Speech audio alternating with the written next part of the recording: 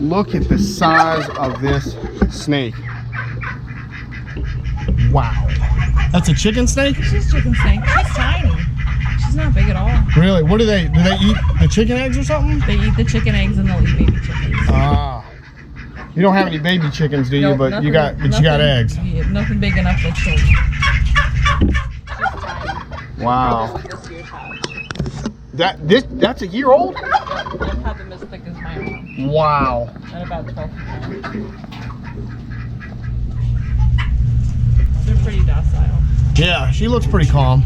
And if you notice, there's a whole bunch of bumps in her. She's probably found a little bird's egg nest somewhere. Yeah, look at her. Oh, wow. She's full of eggs, isn't she? Wow. That's crazy. You may want to move. If you Oh, yeah, huh? Come on, girlie. You can't stay here. Come on, sweetheart. I know. No. We're not. No, sweetie. No, girl. Come on. Back this way. No, honey. Come on. You don't want to go in there. They eat you. No, baby girl. There you go. There you go. But I bet they eat like other stuff like mice and all the other stuff. Their favorite food to eat outside of eggs is baby copperheads. Really? Why I won't ever kill one of them. Wow. A lot of people will kill them right off the bat because they're in their chicken coop. Yeah. I got way too many baby copperheads. Gotcha. All right, everyone. We are back out here on the horse pasture job. And took the skid steer out of here yesterday. We've got a little bit left to finish on this, and I'm gonna show you guys what we got right now. What we're gonna do is we're gonna come in here and underbrush a little bit of this section right here out as well, and try to trim up some of the limbs on the trees that we're keeping. That's why I'm using the mini in here, so I can reach up and trim some of the low hang as well, knock some of this stuff that's fallen down. Try to just underbrush this out. It's not very thick, honestly. It's really not that bad. You can actually walk through there. Some of the places I mulch you can't even walk into, but we're just gonna cut all this back. And then down in through here, just open this up. It's not a big area. And like I said, there's not much really in here. We're only going about where that poplar is right there. So it's really not a big area. I don't know exactly how much it is, but it's not huge. And then we're gonna leave a little bit of buffer on the road there. Maybe 6 feet or so, and that's really about it. So I had to go look at some stuff today. I had to go back down to the farm job, meet with the client down there. So I'm gonna get in a couple hours in this afternoon, and we'll finish all this up tomorrow, and I'll just make all this one video and we'll get this done.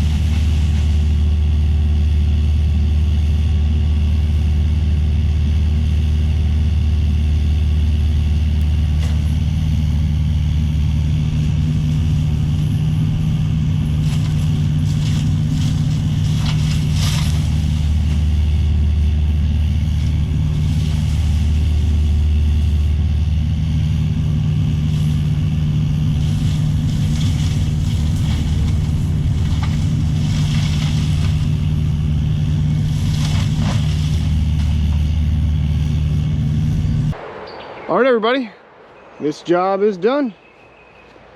Got all this mulched out, cleaned up. The Mini was the perfect tool in here with all the low overhang and some of the limbs hanging down and the vines and just some of the tight areas working in. Especially this area wasn't as bad, but it was pretty tight in here with the trees.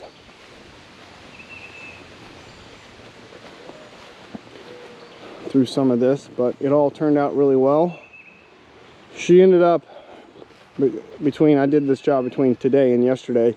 Between that time, she wanted me to take down these couple little trees here. There was a bay magnolia, and then there was a, that's either like a, it's either a hickory or a poplar. I think it's a hickory. But she wanted that gone. It wasn't a very big tree, maybe 10, 12 inches max at the very bottom. Right, it was right there. That's maybe, that's my foot. So that's maybe 12 inches at the very ground. So it wasn't a huge tree. It was a little bit big to top, you know, to top it and then mulch it. But it was, there was a dead branch coming across there, and I knew it was going to get caught on that. I didn't think it had enough juice. I knew I could fell it. I knew the Mini had enough juice to push it over after I cut it, but it didn't, the tree didn't have enough momentum when it fell to go through that branch. So I ended up having to hook a chain to it and drag it back out this way and get it on the ground. And then I'm gonna come back for that little bit and use that for fire. That's good firewood right there. So now I don't come across enough of these in my line of work to not take that back to the farm for firewood. So I'm definitely coming back to pick that up. She said I was welcome to it. So might pick that up tomorrow. Yeah, all this is done. Turned out really well. She's very happy. And that's that. So we cleaned up the back there too, but wasn't really much to that. Just kind of cut that back a little bit so that bobcat that she's been having stalk the chickens wouldn't have so much cover and concealment to sneak right up close into the backyard. So I just kind of trimmed that back just a little bit. But yeah, all this is gone. So hope you guys enjoyed it. Got everything cleaned up, got around that thing. She wanted me to, you know, see if I could get that stump. And I told her, could I pull it over, you know, get it out of there? Yes. But once I got it, was I going to be able to pick it up? That's questionable. So I told her the best option would be to just have somebody come grind it, because the roots are all pretty rotten as far as I could tell. They just need to have somebody come and cut it and then just start, you know, cut it at the base and then just start grinding it. That'd be probably the easiest thing to do. Somebody with one of them big diesel powered stump grinders to come in here. I gotta get my chain right there. But yeah, all right, well, hope you guys enjoyed it. And I'm out of here. Bye, everybody.